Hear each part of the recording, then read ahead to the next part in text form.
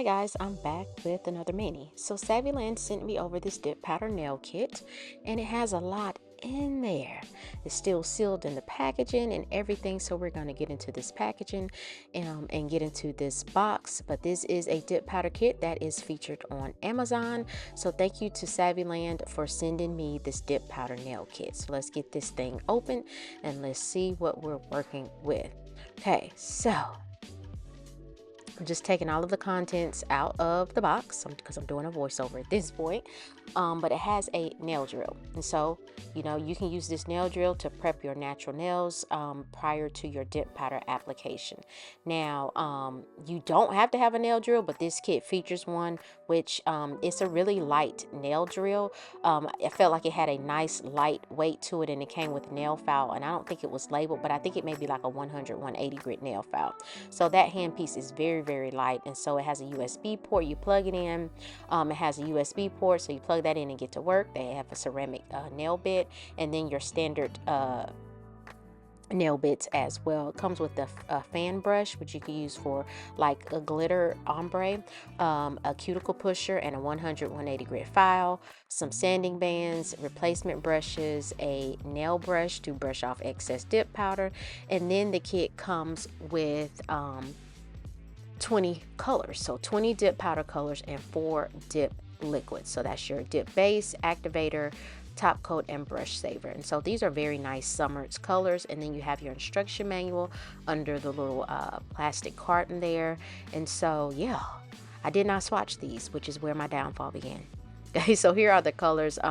They do have the label on the bottom of them. They're 0.35 ounce jars, so really small. You get a lot of colors, so that if you did purchase this kit, it does you can get several manis, and there's so many options in here. And so I am going to apply dip powder to these full coverage nail tips. These are from Tay. These are the square nail tips, and so I could not get that particular base open, and I did not feel like soaking the bottle in hot water. So I did have another Saviland base that I had from a previous video, I think back in the fall, and so I used that. And so I'm getting into these colors, and so I'm using the white on one nail. 2 nails will have that glitter, and 2 nails will have blue. And then I'm going to apply a water slide decal. So just like if you were polishing your natural nails, you want to apply your dip base in a thin layer as possible, because you don't want your nails to become too bulky. And so I'm just applying that dip base, laying the nail flat in the dip powder, and then I'm going to tap off excess. And before I go in with the second coat, I'm going to brush off excess. Now I was a little impatient, and so as I went throughout this mani, I should have waited a little bit longer to brush off excess dip powder, because at times the brush stuck to the powder. That's not the product's fault, is user error. And so I do already have Saviland's clear dip powder, and so I will be using that as well. So I'm just applying that another layer of dip base and re-dipping that nail. And so I'm going to repeat that process for all of the nails.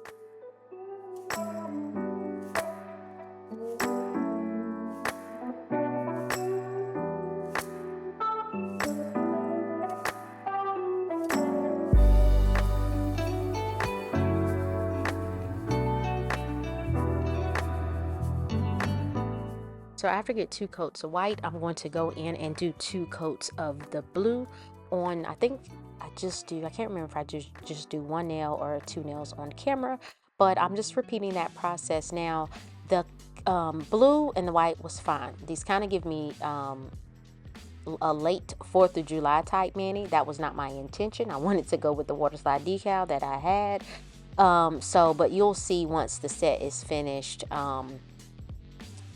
I should have swatched these, is what I should have done, to put a swatch dot on there, but then they wouldn't fit back into the packaging. But that way I could get a better color comparison, making sure this goes with that. But this is a really nice sky blue, really pretty shade of blue. Y'all know blue is my favorite color, so this one did not miss because I like this shade as well.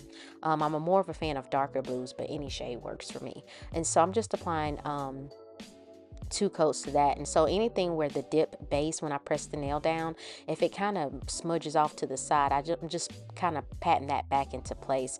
And anytime you're doing this, whether you're doing this on fake nails or your nails, with the dip powder, if it looks wet, you need to re-dip it, because that dip base needs to be soaked up with dip powder.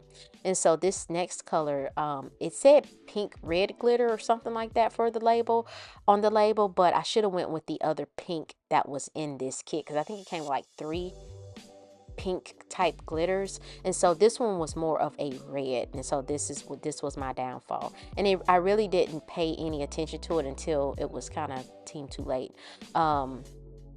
But needless to say, it is what it is. You get the application process. There's nothing wrong with the product. It worked fine. And so I'm just going in with that second coat. And also, when you're applying your dip base on that second coat, make sure you wipe your brush off on a lint-free paper towel or a wipe before you place it back into the bottle, because you don't want to contaminate your dip base with dip powder, because it'll become kind of stringy, and oftentimes it will become unusable, and you don't want that to happen. So after I get the nails, 2 coats of dip powder on each nail, I'm going in with Saviland's clear dip powder. I already had this. They sent this to me like maybe in the fall. I'm going to encapsulate these 2 nails in clear, and that's because when I do my filing and buffing, yes, I do file and buff these nails, I don't want the nail or the glitter in there to turn colors. And so yes, I could have pressed it flat in there, but I'm just using a salt spoon and kind of pouring over it. Became a little mess pouring that over into the lid, but it is what it is. So once I get 2 coats of not 2 coats, once I get those nails coated in clear, 1 layer of clear, I let that dry for a few seconds, and then I go in with a soft bristle toothbrush and go in and scrub the mess out of the nails to make sure that before I activate, that I remove as much dip powder that's sitting on top of the nail as possible.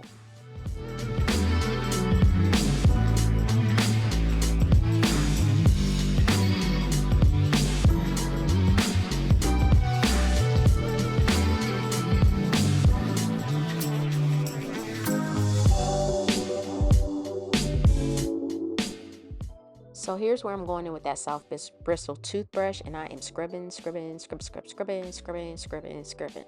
I want all of that clear. I don't want it to leave the nail splotchy. If you don't brush off enough clear, then when you go to activate, it will become splotchy. So I'm going in. That's my little nail desk vacuum there that works well. And so again, I'm just rebrushing because I got problems, rebrushing. And so I'm going to go in with Saviland's activator that came in the kit, and I'm going to apply activator to all of the nails. I do apply a generous amount of activator to all of the nails, and then I will wait a few minutes, and then I do take a file and go underneath the nail around the cuticle area, the sidewalls, and the free edge, and then I go in with a buffer and buff them smooth. Yes, even though they're press-ons, you still want to make sure that you file and buff the nails, because you don't want them to be kind of, I guess, crazy looking, so to speak.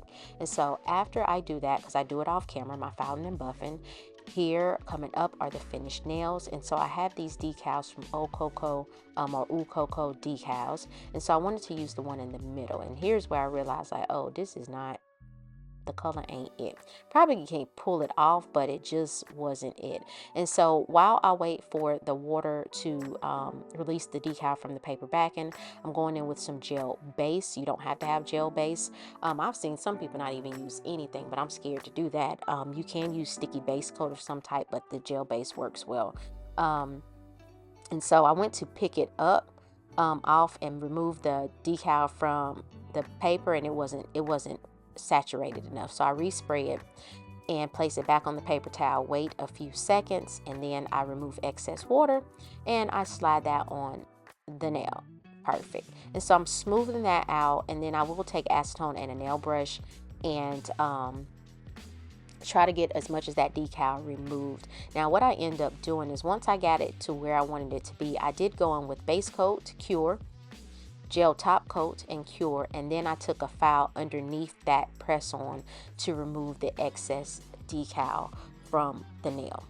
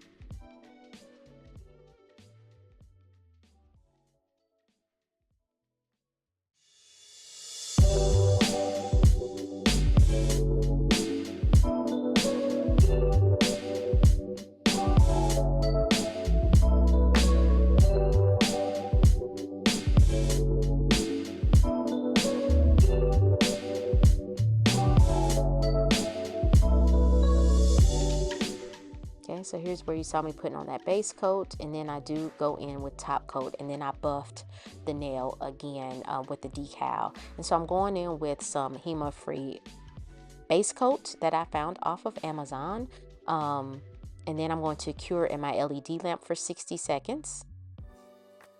You can use the dip top coat. That is an option. You can use the dip top coat. I just did not use it in this particular video. And so I was a little disappointed in the color scheme. Product worked fine, but as far as the color choices that I made, I was not happy with that. So let me be clear when I say that. And so after I cured the gel base coat, I'm going in with top coat, and you can see the nails are shining like they're supposed to. And so once I apply that top coat and cure, I'll show the finished look. And then I do apply these with sticky tabs, because I don't keep them on. I just pop them on and pop them back off because I got work to do. I have to go to work. So I forgot what I was getting ready to say. Lost my train of thought there. These nails, I should have filed them in just a little bit because they're too square. I think they're too square for my actual hand. I don't think I have big hands, but I don't have super small hands either. And they just were too square in my opinion. I think I like coffin and almond shaped nails better. Okay, so here are the nails, and coming up, here are the nails on my hand. So guys, please like this video if you found value. Leave a comment, let me know what you think, and subscribe to my channel. It is free 99. So thank you to Saviland for sending me this kit. Thank you guys for watching, and I'll see you next time.